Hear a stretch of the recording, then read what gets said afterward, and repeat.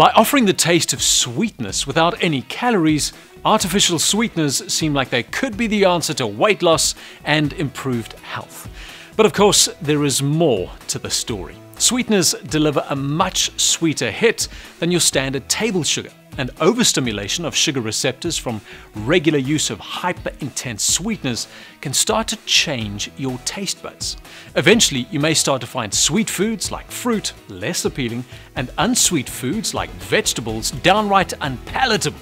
Over time, healthy and highly nutritious foods become less appealing, while more artificially flavored foods with less nutrition become the norm. Obviously, that has a negative impact on both weight and health.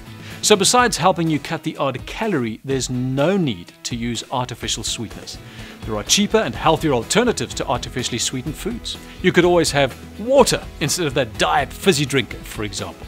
Ultimately, what's important for your health is to reduce your need for sweet, whether it's artificial or not.